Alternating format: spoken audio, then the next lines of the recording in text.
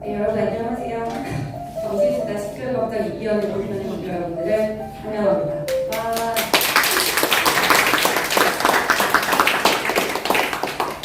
저희가 행사 시작하기 전에 몇 가지 할 일이 있는데 첫 번째 이름표 다 찾았나요? 네, 이름표랑 두 번째 물 다 드셨을까요? 한잔씩 하시고 세 번째는 핸드폰 진동인지 한 번만 더 확인 못하네.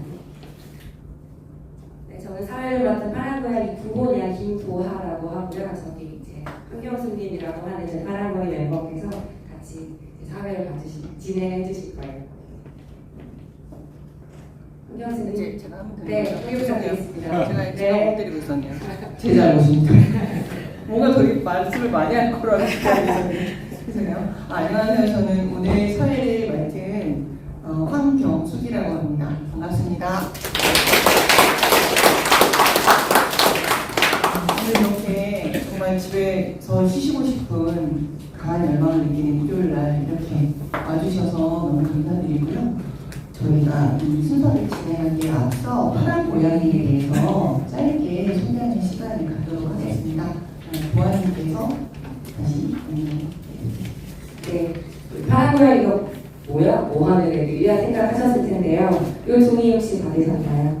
짧게 정리를 해보긴 해봤는데 일단 2022년 3월에 그 대선 결과를 보고 막 진짜 너무 상담해서 많이 울었거든요. 그래서 그냥 집에서 울음만 토하고 있다가 그런 분들을 만나게 됐어요.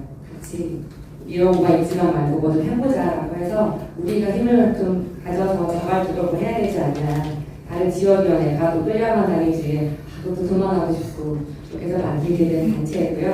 파란색은 당연히 민주당의 정체성 색깔이니까 그렇고 고양시에서 만났어요. 그래서 고양이라고 정해보고 지역 단위자체는 전국구로 하고 있습니다. 고양시는 아니라도 지금 다른 지역구들도 많거든요. 그래서 저희가 모여서 크게 세 가지를 하고 있었는데 첫 번째 담원버지 캠페인을 하고 있었고요. 작년 8월부터 시청에 맨날 매주 가가지고 당원을 가입 도와드리고 현재 누적을 한 1,700명 이상 당원 가입시켜드렸습니다. 두 번째는 저당당 프로젝트라고 해서 미니 당원을 좀 이뤄가지고 꼭 이제 국회의원한테 가는 행사가 아니라 여러분들이 와서 저희 얘기를 좀 같이 해보자라고 하는 걸 밖에 있는 부스가 있거든요. 노무현 사진 붙어 있었던 그거를 만들고 있고 세 번째가 오늘 하는 시끌벅적이라고 한 정치수사 간담회예요. 저희는 그냥 누구를 지지하거나 이런 것이 아니라 이 고양시나 다른 곳에 있던 나오실 의원님들, 정치인분들을 객관적으로 바라보는 시각을 만들기 위해서 이런 자리를 만들고 있습니다. 그리고 같이 하실 수도 있으니까 꼭 연락 주세요. 네, 파란 고양이와 시끌벅적의 취지를 잘 설명해 주신 김동환님께 다시 한번 감사드립니다.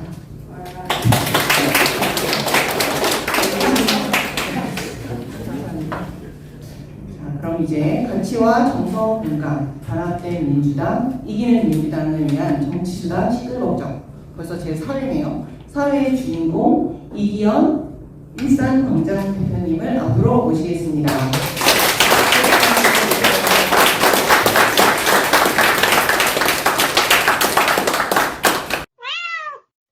예, 여러분 뵌 분도 있고 처음 뵌 분도 있는 것 같습니다. 저는 일산광장 상임대표를 맡고 있는 이기현이라고 합니다. 여러분 만나서 반갑습니다.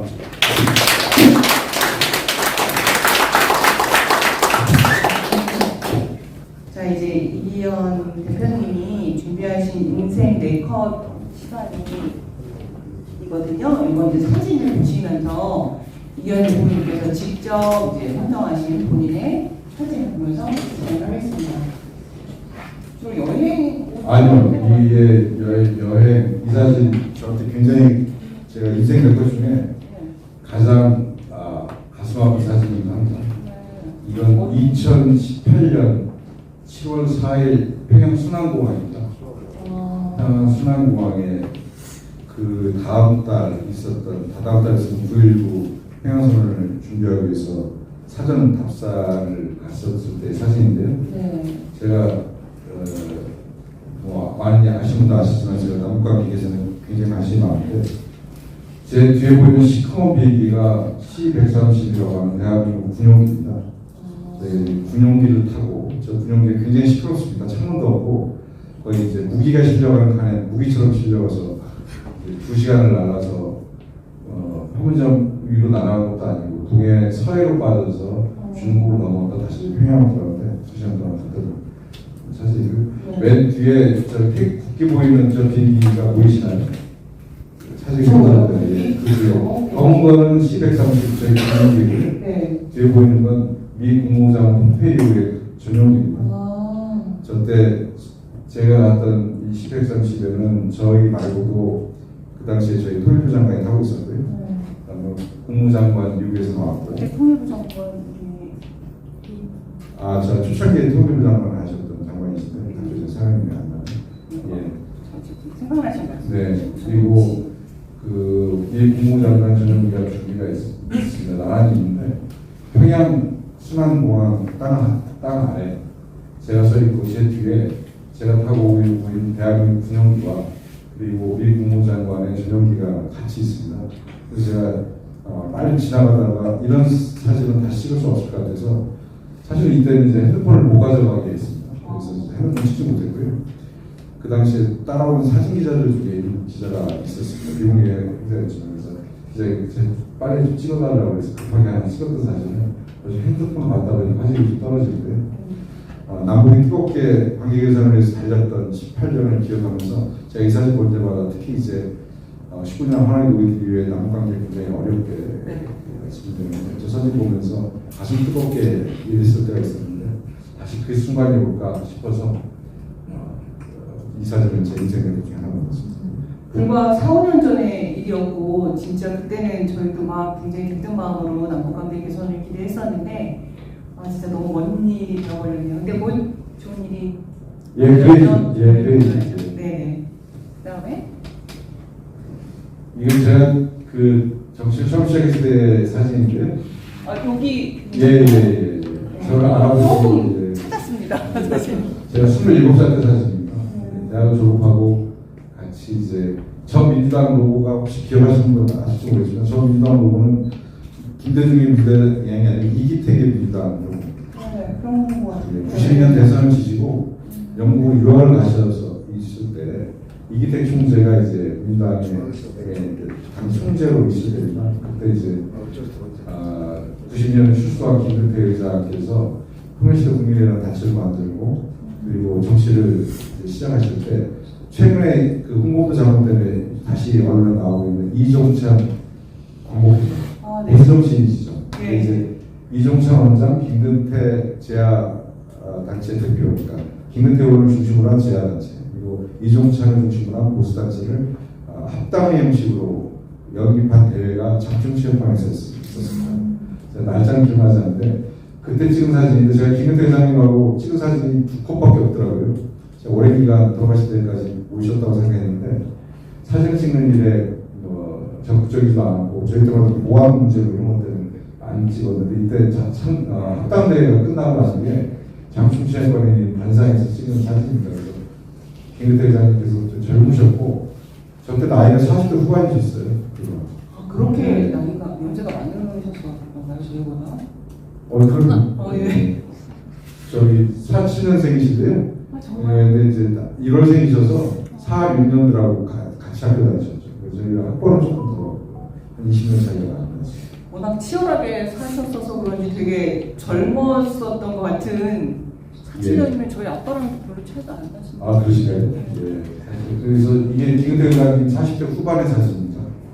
지금 뭐 새록새록 하실 텐데 지금 돌아가셨지만 저에게는 스승이자 정치 아버지와 같은 분이셔서 제가 왜 사진을 이렇게 안 찍었을까 좀 이렇게 생각이 들더라고요. 근데 돌아가신 다음 후회는 되지만 사실은 많이 남기지 못했던 회한이 있습니다만 제가 가장 존경하는 정치인이었습니다.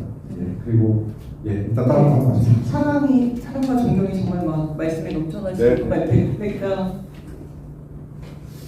이 사진은 제가 민정수석실에 처음 들어갔었던 97년에서 1년이 지난 98년 5월경 신사진으로 기억이 되고요.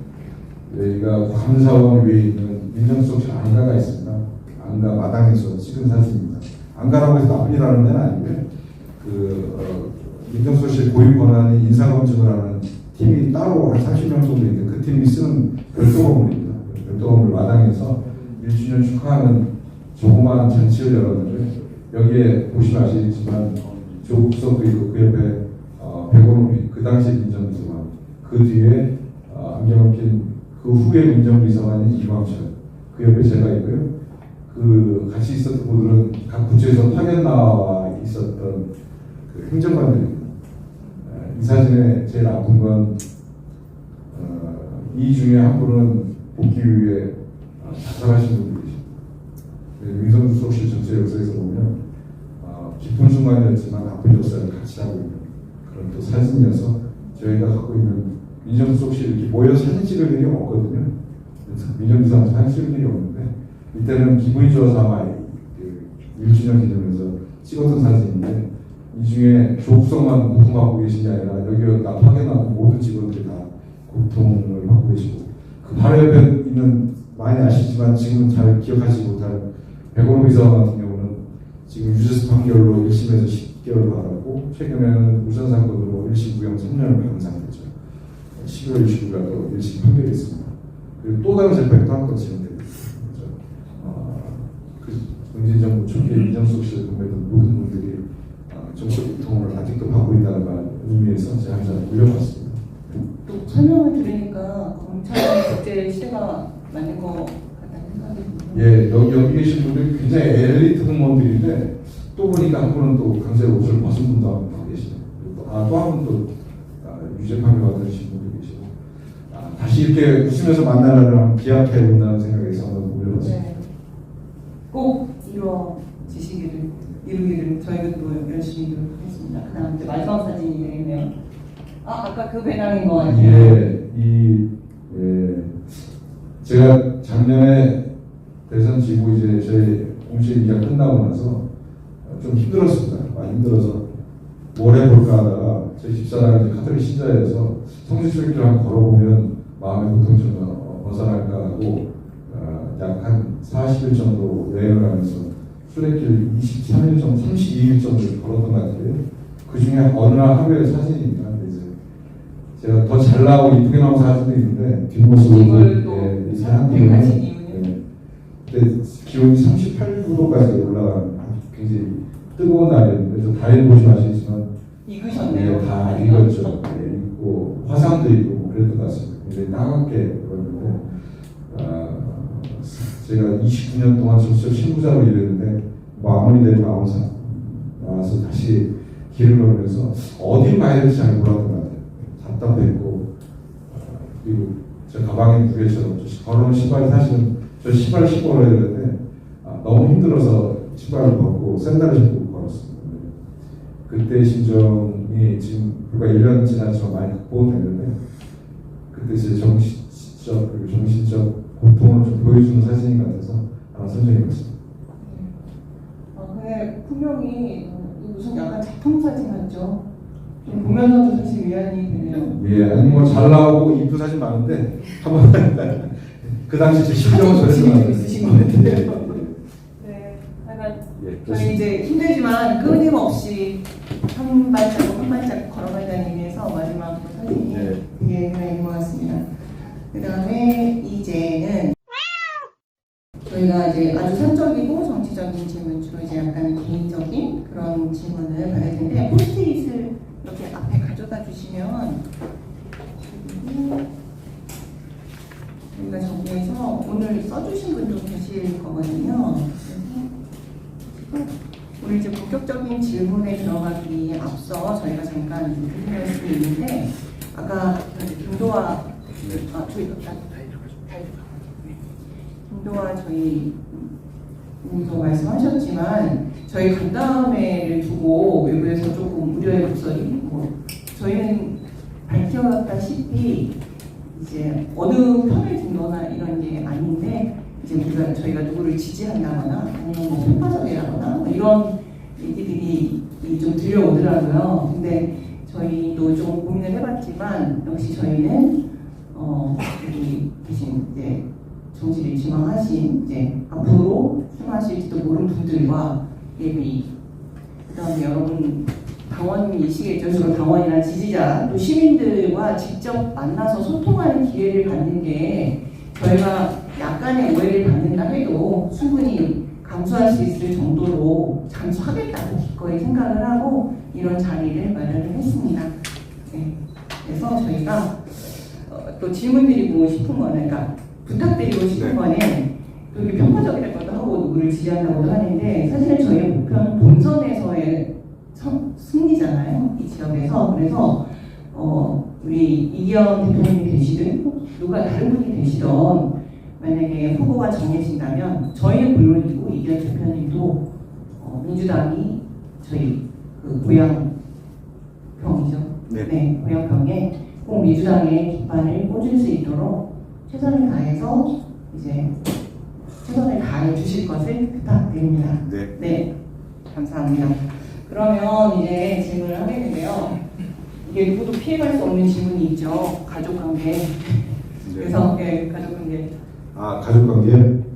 예, 저는 이기현이고요. 저희 집사람이자 집사람이라고 할 수 없는 제 그 친구이자 제 와이프 문희숙이라고 하는 분이 계시고 이 자리로 와 계십니다.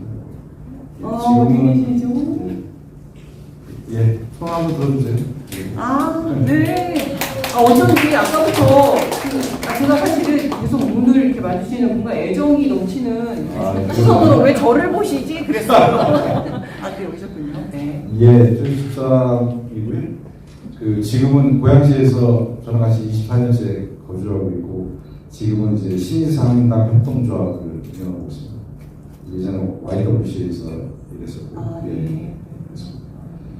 그리고 저희 딸아이는 한국 나이로 26, 새로운 셈법으로 24, 생일이 아직 않기 때문에 대학을 졸업하고 최근에 취업해가지고 역삼과 선릉역 사이에 직장을 구했는데 너무 멀어서 좀 독립하려고 준비 중에 있습니다. 지금 집 안 하고 있다. 너무 좋아하고 계십니다. 독립에 설레요. 딸아이는 설레고 저는 좀 섭섭하고 그러더라고요. 딸아이 하나밖에 없어서. 그렇습니다. 네. 근데 굉장히 재미있죠. 보통 가족관계면 딸 둘, 뭐 아들 하나, 뭐 이런 식으로 하시는데 어디 사이에 직장을 그 성격이 나오시는 것 같아요. 되게 정확하고 집세에 되게 강하신. 네, 섭섭할 것 같아서 저희 집에 또 꼬물이라고 하는 강아지 그렇죠. 반려견을 빼놓으시면 안 됩니다. 네. 그 다음에 뭐로 들어갈까요? 본인 성격의 장점, 단점 하나씩. 예, 장점은 조금 장점인지 모르겠는데 체중도 많이 나가는 편인데 한 번 앉으면 잘 안 일어나는 성격입니다. 그래서 한 직장을 잘 바꾸지 못하고 오래 다니는 성격인가. 그리고 사람에 대한 책임지심이 좀 많은 것 같아요. 그래서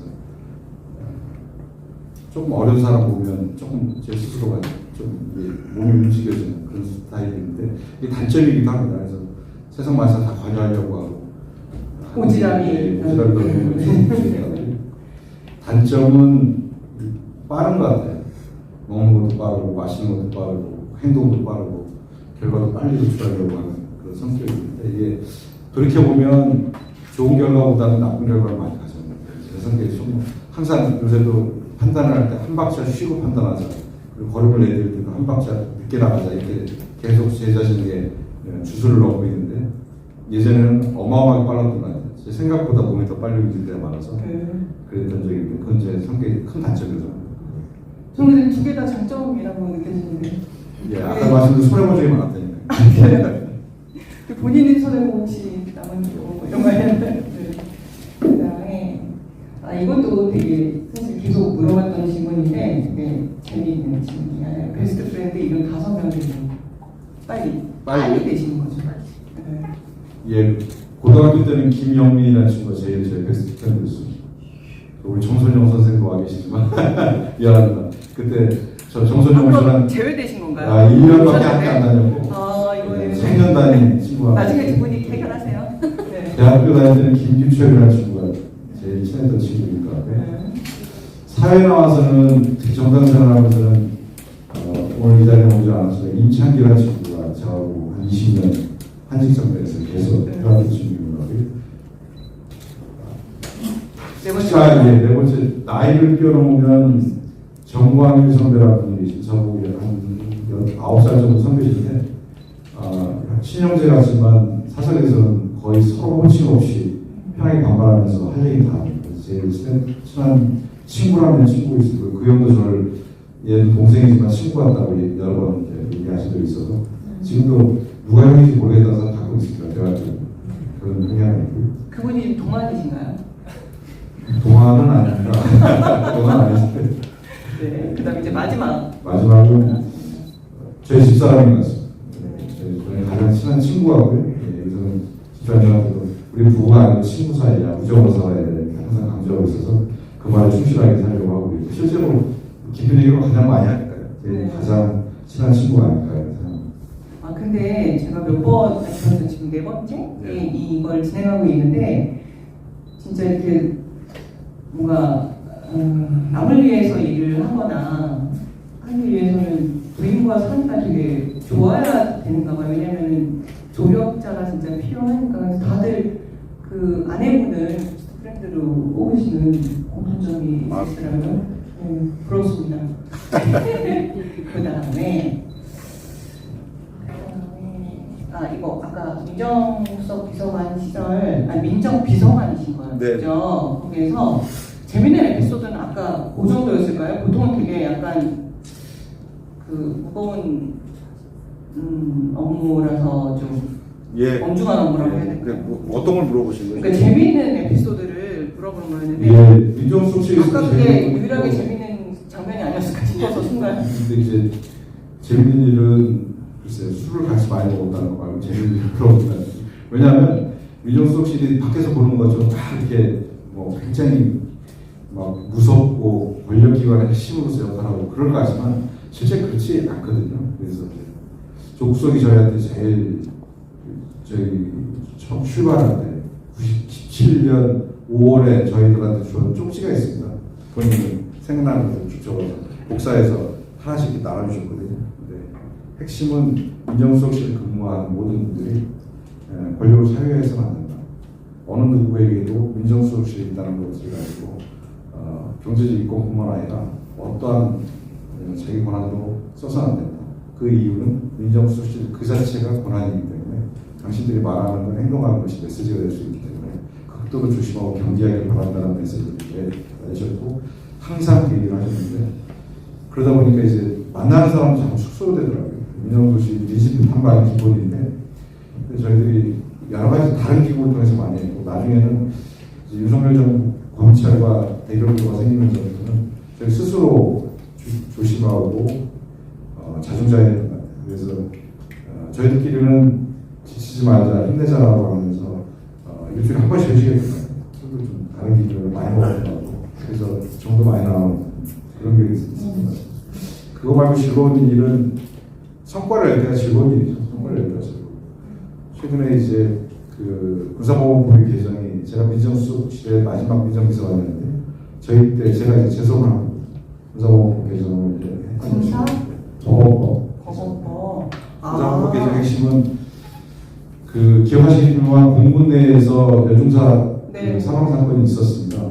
이해하는 여중사라고 그래서 그 사건이 터지고 나서 군사보건법을 개정하지 않으면 이런 문제들이 군 내에서 벌어지고 은폐되고 이해란 중사 핵심은 그 본인이 성추행 사건이 은폐되는 과정 속에서 생긴 문제였거든요. 그래서 결국 사망에 이르는 사건이었는데 이것을 군 수사기관에 더 이상 맡겨서는 안 된다는 생각에 군사보호법을 개정하는 것을 마지막으로 제소를 했던 건데 그래서 이번에 이제 그 결과가 이제 박대령이 이제 초동 수사 끝내고 그 결과를 경찰에 아는 즉시 이첩하도록 했습니다. 그런데 이것이 이제 군내부 갖고 있는 폐쇄성 그리고 권위주의적 권력 구조 때문에 자기들이 결정해 놓고도 더 윗선에서 찍어놓은 거니까 이걸 은폐하려고 했던 겁니다. 그러다 이제 사건이 이렇게 커진 건데 이 사건을 보면서 저희 구사법을 개정하려고 했을 때 많은 분들이 군을 저렇게 묶으면 안 된다. 그러면 군은 필연적으로 역진하고 그리고 단신을 가만두지 않을 거다. 이렇게 협박하시는 분들이 많았어요. 사실은 군사법원법이 개정되면서 군 경찰과 군 검찰은 한 몸이거든요. 그러니까 판사하다 검사하고 검사하다 판사하고 그랬습니다. 그리고 계급사회에서 우리 지휘관이 지휘권 행사합니다. 그래서 본인이 검찰을 구형하고 판결하고 그리고 자기들 사면도 시켜주고 감형도만 시켜줘요. 아주 크게 합니다. 일반 사원에서 있을 수 없을 정도로 너 사형이야 라고 구형해놓고 갑자기 5년 판결하고 그리고 1년 살고 나면 석방시켜주고 이렇습니다. 뭐 다 그런 건 아닌데 군이 갖고 있는 특수한 전통이 있어서 그렇게 했는데 그걸 좀 막았죠. 막았고 특히 그렇게 했던 일이 있었어요. 근데 사실은 그거를 만드셨다는 걸 지금 이번에 그 박대령 사건을 보면서 너무 잘 만드셨다는 생각이 들어요. 그죠? 그래서 또 그거를 앞으로 있어서는 안 될 일이 생겼지만 예. 저는 이번에 민주당이 특검으로 잘 가지고 가서 불법이 있었으면 나같이 만들었다고 하면 제 표현이고요. 국회에서 하실 거고요. 네. 대표 발의 박주민 의원이 하신 겁니다. 네. 그런데 이제 그래도 의견을 드려서 네. 그 정도만 하시죠. 네, 알겠습니다.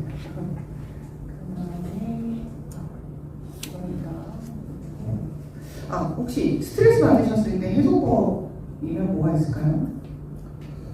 예, 저 아시면 저 운동을 좋아해서 많이 뛰고 걷고 막 그렇습니다. 그래서 그걸로 하는데 솔직히 잘 안 됩니다. 그걸로만 안 돼서 아시겠지만 제가 술도 좋아하고 사람도 좋아해서 사람들하고 많이 만나고 수다 떨고 술 한잔하고 이렇게 하면서 좀 스트레스 많이 풀어준 것 같습니다. 그래서 운동을 꽤 많이 함에도 불구하고 과체중을 극복하지 못하고 중년을 맞았습니다. 운동이라고 하면 혹시 그 유명한 등산? 예, 제가 무브먼트도 좋아하지만 스포츠도 좋아해서요. 예, 그래서 등산도 좋아하고 자전거 타는 것도 좋아하고 트레킹 좋아하고 제가 자전거 탄 기록을 하루에 300km까지 탄 적이 있습니다. 운동을 되게 좋아하시는군요. 예, 좋아하고 많이 하는데 체력에도 진짜 도움이 체력에는 자신 있는데 과체중을 극복하지 못해서. 아니 근데 과체중이라고 말씀 굳이 안 하시면 잘 모를 것 같으세요. 아예 말 안 하셔도 될 것 같아요. 우리 둘이 비밀로 하겠습니다. 그 다음에 이게 저도 많이 느끼는 건데 본인이 나는 이게 아날로그 세대구나. 뭔가 그런 순간 그리고 디지털과 친하기 위해서 혹시 무슨 노력하시는 게 있다면 뭐가 있으실까요? 여기 계신 분 대부분 다 아날로그 세대에서 출발해서 디지털 사회를 맡고 계실 텐데 마찬가지로 근데 저는 좀 약간 얼리어부터 계실 수 있었던 거예요. 그래서 예전서부터 물건 부시고 다시 조립하고 이런 걸 좋아했거든요. 예. 네, 그래서 전자 디지털 마이스 관련돼서는 예전 아이패드 처음 나왔을 때 아이폰 처음 나왔을 때 거의 광분했죠. 그래서 제가 아이폰을 제일 먼저 샀던 사람 중에 하나고 원리 어떻게 보시는 거네요? 미국에 출장 가서는 그 당시 없는 돈 650불 주고 아이패드 출시했을 때 가장 먼저 한국어 버전도 없을 때 매우 적절하지 않은 질문을 제가 하고 그렇게 했음에도 불구하고 나이 먹으면서 청와대에서 5년 있으면서 거의 보안 때문에 페이스북, 유튜브 등 SNS도 좀 제한되고 저 가서 깜짝 놀랐어요. 컴퓨터 모니터가 요새 16대 9가 고쪽이잖아요. 네네네. 제가 6년 전에 청와대 처음 들어갔더니 4대3 모니터를 쓰고 있더라고요. 정부에서 구매해서 아직 시간이 남아서 쓰고 있다라고 하는데 그렇게 좀 열악합니다. 그런 데서 5년 같이 있다 보니까 잘 시차가 좀 나오셨을 때 5년 후에 나와 보니까 유튜브의 세상인 걸 모르고 살았어요. 취소하신 것 같은데 5년 후에 나와. 그래서 지금 요새 SNS 하는 거 열심히 배우고 있어요. 네. 아니 혹시 전공이 그럼 이과하신 거예요? 아닙니다. 제가 무역학과 갔어요. 무용학과 잘못 들으시면 똑바로 말해주세요. 무역학과 알겠습니다. 무용으로 과체중을 극복할 수는 없죠. 제가 어렸을 때 사실 올리브 모르실 텐데 대학교 다닐 때 그냥 아시면서. 여기 대학교 다닐 때 뚱뚱하셨다는 분은 없는 거죠? 이제 두 번째 질문은 일단 거의 마무리가 된 것 같고요. 혹시 또 조금 개인적으로 더 궁금한 사람이 있다 이런 거는 없으실까요? 별로 관심이 없으신 거 아닌가요? 그러면 이제 공적인 아주 공적이면서 정치적인 질문. 네, 이거는 저희가 미리 좀 질문지를 준비를 했어요. 여러분이 또 이제 막 질문하라고 하시면 일어나셔가지고 자기가 본인 하고 싶은 말씀을 질문을 하라고 하시는 분들이 참 많으시거든요. 마이크를 주면 안 놓는 약간 저희 한국의 노래방 문화라고 약간 그게 지금 것 같아서 저희가 준비를 했거든요. 그래서 바구니에 어디 있죠? 바구니에. 그래서 뽑아서 아무런 상관없습니다. 본인이 질문하고 싶은 것일 수도 있고 아닐 수도 있는데요. 본인의 목소리로 한번 질문하고 싶다 하시는 분? 보고 읽어주시면 돼요. 뽑아주시면 돼요. 네. 안 그러면 그냥 고도리시면 하겠습니다. 아, 본인의 질문이 아니고. 네. 저희가 정성스럽게 그 질문을 준비를 했거든요. 네, 안녕하십니까. 저는 파란 고양이 14호 김치현이라고 합니다. 자, 질문 드리겠습니다. 민주당에서 당직자로 오래 일하셨는데 민주당이 가진 강점과 단점 하나씩만 꼽는다면 무엇이 있을까요? 제가 민주당 당직자만 딱 20년에 보좌하는 것 같은 24년 이렇게 있었는데 민주당을 왜 했느냐고 얘기하면 저는 정체성 말고 답할 수 있는 게 없는 것 같습니다. 민주당이 가지고 있는 정체성이 가장 장점이라고 생각합니다. 아시다시피 민주당은 중산층과 서민의 정당을 기치고 출범했고요. 그리고 가장 심한 문제 양극화 해소를 위해서 노력해왔고 또 남북관 개선을 위해서 노력하는 정체성을 가지고 있습니다. 상대당에 비해서. 또한 억강무양의 정신이 민주당의 기본 정신이라고 생각하기 때문에 민주당의 정체성이 가장 저에게 장점이라고 생각합니다. 부족한 점으로 말씀드리면 집권당이 된 뒤에 당이 무거워진 것은 문제라고 생각합니다. 당이 스마트하고 빨라야 되는데 굉장히 민심을 받아들이는 과정에서 무겁고 길게 느껴지는 단점이 있는 것 같고요. 특히 이제 현역 의원들 중심의 운영 구조가 저희가 대의민주제를 아직은 하고 있지만 정보 통제를 발전으로 직접민주주의 틀들이 많아지고 또 민심을 빨리빨리 받아들이고 집행해야 하는 상황에서 굉장히 늦어지고 있는 것은 이런 의원 중심의 운영체계가 아직도 뿌리게 남아있기 때문에 이런 생각을 하고 있습니다. 네, 진짜 너무 좋은 말씀을 해주신 것 같아요. 또 저희의 그 캐치프레이즈 중에 하나가 경원이 주인 되는 민주당을 만드는 게 또 저희 파란 고양이의 목표이기도 하거든요. 그리고 또 네. 안녕하십니까. 이상훈이라고 합니다. 혁신이가 제출한 혁신한 내용을 살펴보셨나요? 그 중에서 가장 핵심이라고 생각하는 내용은 무엇입니까?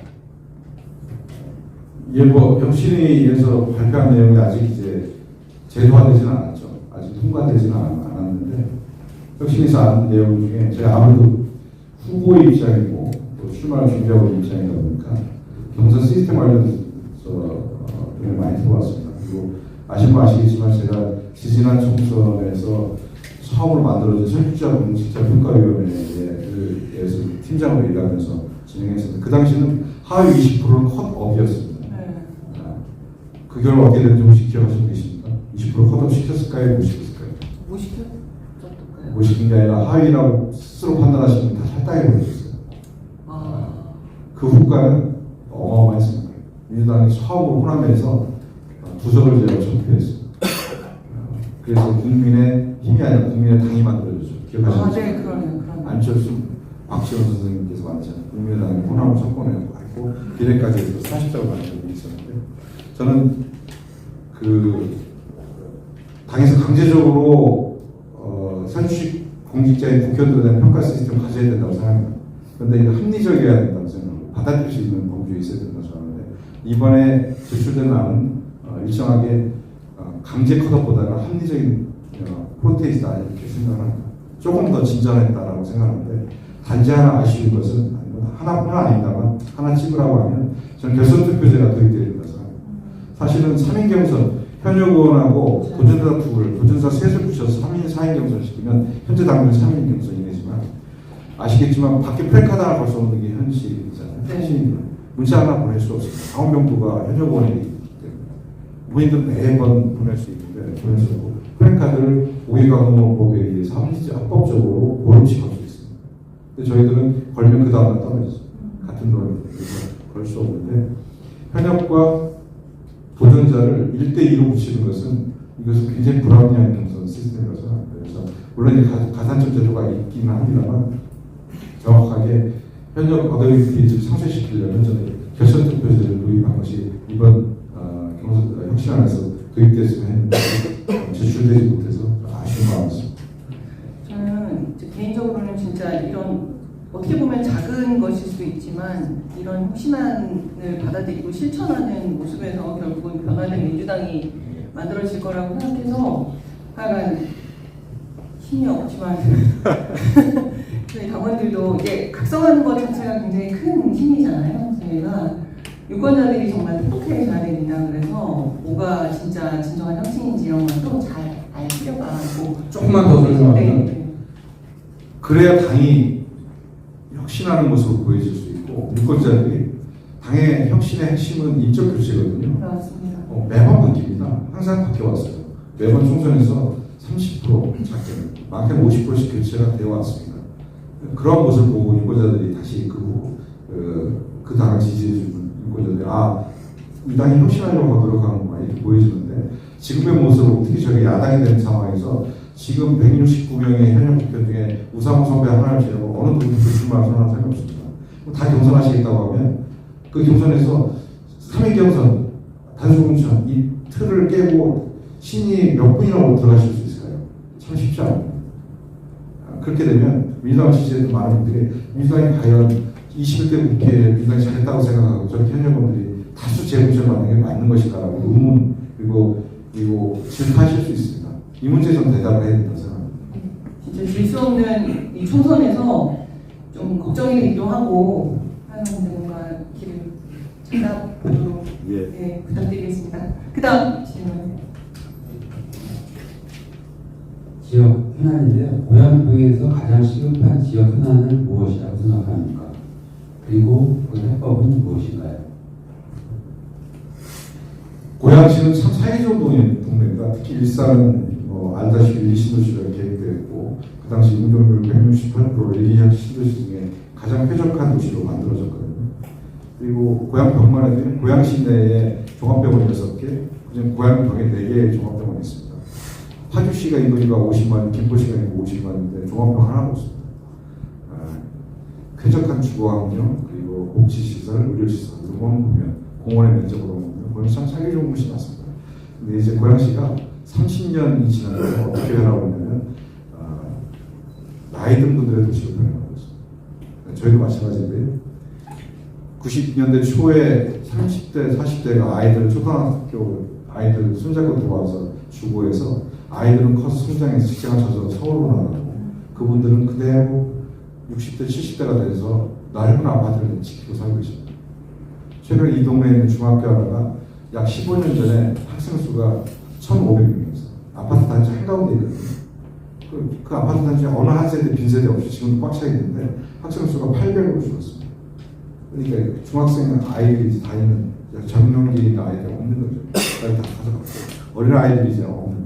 예전에는 저 고양시 일산은 굉장히 정보에 에너제틱한 도시였는데 이제는 거의 상대적으로 평균적인 높아지고 그리고 도시 활력이 떨어진 도시가 되었다는 생각이 듭니다. 물론 교통 문제, 재건축 문제, 여러 가지 문제가 있습니다.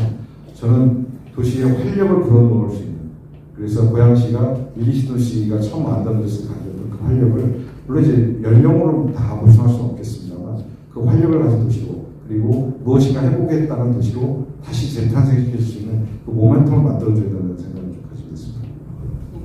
근데 진짜 그 서울 자체도 굉장히 노화됐다고 그러잖아요. 연령대가 굉장히 많아서 혹시 젊은 친구들의 숫자도 실질적으로 많이 줄고 또 노령화 사회로 많이 진전이 되는데 말씀하신 것처럼 젊은 사람을 끌어들이는 것도 물론 중요하지만 거기 살고 있는 분들이 좀 더 활력 있게 살 수 있도록 뭔가 그런 좀 그래서 고민하는 게 교통 문제에 대해서는 사실은 뭐 가장 여기에서 서울로 출퇴하는 게 어렵다고 하시면 뭐 GTX 개통이 있고 됩니다만 GTX 하나로 다 되는 문제는 아닐 텐데 철도를 놓거나 길을 놓거나 하는데 아시겠지만 기본계획 세우고 국가도시 철도 계획 내지는 법정도로로 지정되는데 시간이 걸리고 그것이 공사에 들어가서 체품돼서 완공되는데 기본 10년에서 20년까지 걸립니다. 맞습니다. 쉬운 일은 아니고요. 그리고 도로 관련돼서는 양평 그 고속도로도 15년 걸린 거거든요. 네. 네, 제가 양평 살아서 그래서 네, 바로 근처입니다. 네. 혜택을 좀 보시나요? 그쵸. 너무 좋아했죠. 그거 생긴다면서 너무 좋았는데 이렇게 온 국민이 다 아는 고속도로가 될 줄 몰랐습니다.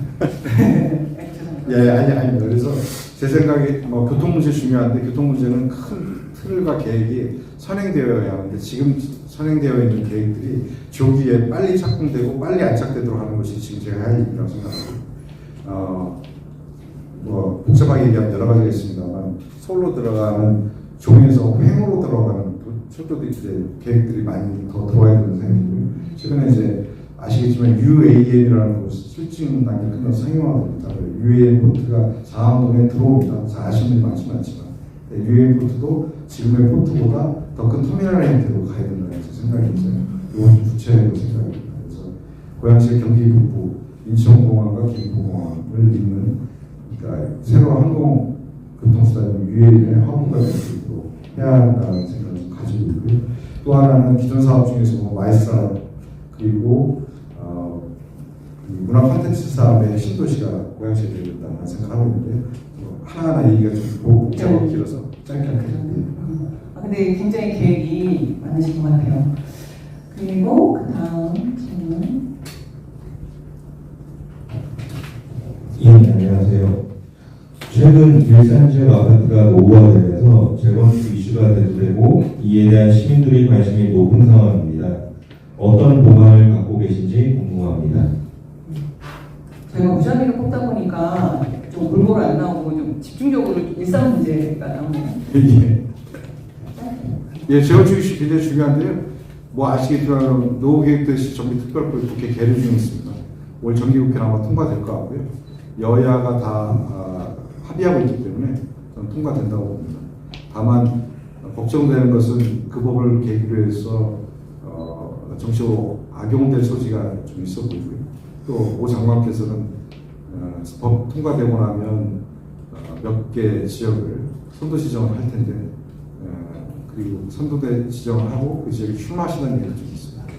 정치적으로 좀 악용되지 않았으면 좋겠다라는 생각하고 큰 틀에서 보면 저도 노후계획도시 정비특별법에 찬성합니다. 하고 규제는 좀 풀어야 된다고 생각해요. 아시겠지만 예전에는 30년 이상 된 아파트, 안전진단, D등급, 주민동의를 등 여러 가지 그 다음에 인허가 조건도 중앙정부가 가지고 있었는데 이것을 대부분 푸는 것이 이번 특별법의 주요 골자입니다. 물론 이제 제가 보기에는 말이 안 되는 부분도 좀 들어가 있습니다만 상세하게 설명 좀 드릴게요.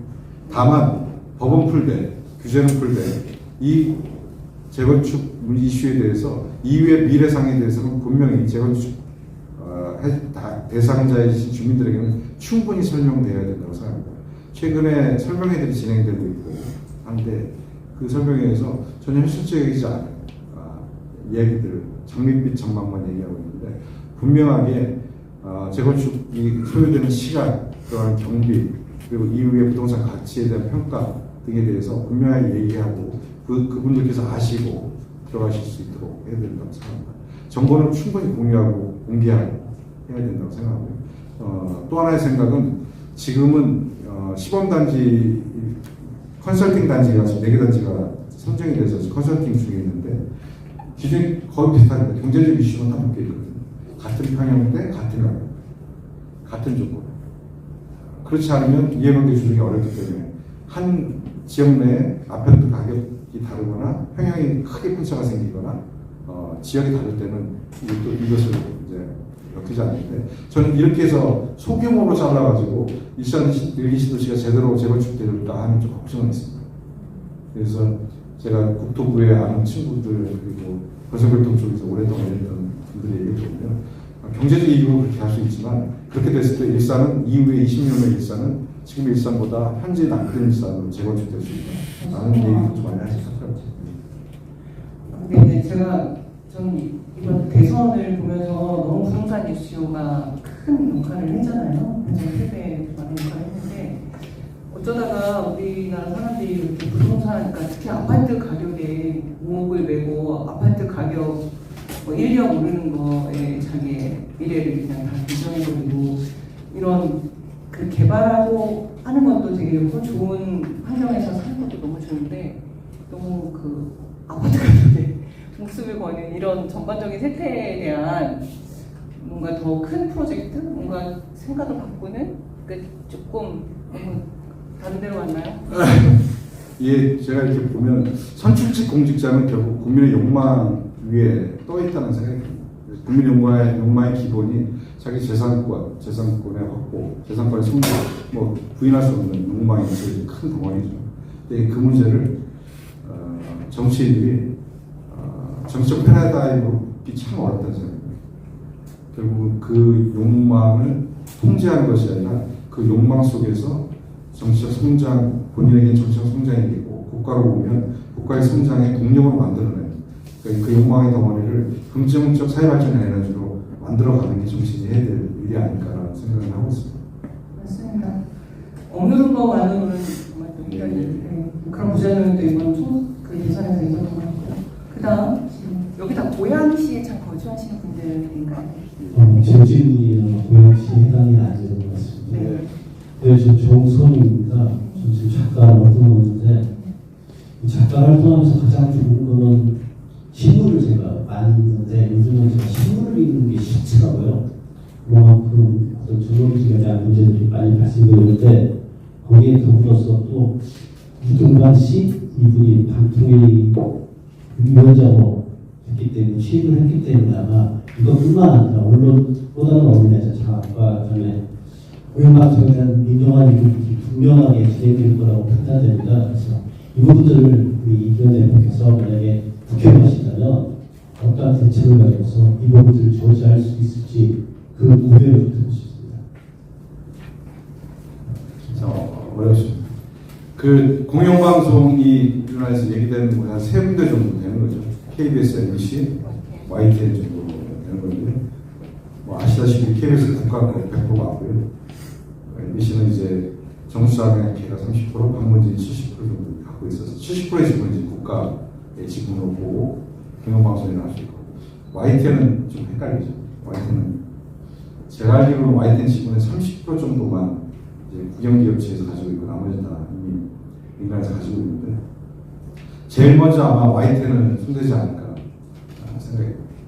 YTN 지분을 30%의 지분을 가지고 있는 KDN 그 다음에 KTN 등이 이제 거의 뭐 정부에서 마찬가지이기 때문에 그것을 협박해서 아니면 겁박해서 좀 내놓게 할 것 같다는 생각이 듭니다. 한국경제가 인수한다는 말이 그럴 수 있죠. 특히 이제 신문사들이 방송사를 되게 가지고 싶어 하거든요. 그래서 뭐 예전에 MB의 최대의 치적이자 저희들의 최대의 아픔은 종편 허용 아니겠습니까? 네. 그 종편이 사회적으로 끼친 해악이 있죠. 요새 뭐 트로트의 부활이라고 하는 것은 뭐 긍정적인 일도 하나 하긴 했습니다만 뭐 한 측면일 것이고 종편이 들어와서 한국 사회에 끼친 해악이 정말 큰데 이제 국영방송이라고 하는 공영방송이라고 하는 YTN, MBC를 이제 손보려고 하는 것 같습니다. 참 MB 때 참 이런 일 많이 했는데 마침 또 MB 때 이 일을 담당하는 분이 또 다시 방통위원장이 돼서 뭐 계획대로 진행하라는 생각이 들어요. 이거 참 어렵습니다. 이게 저희 자본주의 경제 질서를 갖고 기본 질서를 갖고 있는 국가에서 지분의 매각은 주체의 결정이 되기 때문에 그걸 막을 방법이 참 쉽지는 않은데 이럴 수는 있을 것 같아요. 제가 이제 뭐 문광에 들어와서 일할 수도 있을지 모르겠습니다만 매각 국가의 지분, 국영기업체나 국가의 소유로 판단되는 일정 지분 이상을 갖고 있는 회사가 갖고 있는 지분을 매각할 때는 국회의 동의를 득하게 한다든지 이런 방법으로는 일정하게 제어할 수 있겠다라는 생각을 합니다. 그리고 결국은 여론을 막을 수밖에 없습니다. 그러니까 이것을 팔려고 하는 국영기업체와 그리고 이것을 결정하고 있는 방통위를 여론으로서 압박해서 막아내는 방법인데 길은 하나밖에 없을 것 같습니다. 내년 4월에 결판을 내서 이들이 쉽게 결정하지 못하도록 여론에 압박을 넣어주는 게 가장 빠른 방법인 것 같고요. 그 다음에 아까 말씀드렸듯이 법을 바꿔서 일정 지분의 이상의 매각은 국회에 돈을 거치도록 하는 정도가 현실적인 대안이 아닐까 이렇게 생각합니다. 좋은 방법. 근데 가장 더 빨리 할 수 있는 거는 일단 먼저 이동관 씨를 그거는 알고 계신 그 지금 현직 국회의원님 계시면 좀 말씀 좀 해주시죠.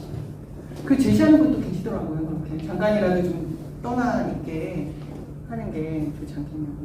예, 충성까지 그렇게 할 수 있다고 생각하는데 실제로 MBC에 대한 그 박문진 이사장인 권 이사장님에 대한 회의만 법원에서 받아들이지 않아서 네. 내년 상반기까지는 임기를 하실 수 있기 때문에 충성까지 영향을 행사하기 어려울 겁니다. 그래서 이제 딱 하나 남은 게 MBC, YTN이고 지금 두려운 건 KBS 2를 이제 운영하는 수준이겠죠. 그런 이제 정부적 배포이지만 KBS 2에 대한 이제 사실 KBS가 수신료가 저희가 안 내면 KBS 같은 경우 사실 운영이 어렵습니다.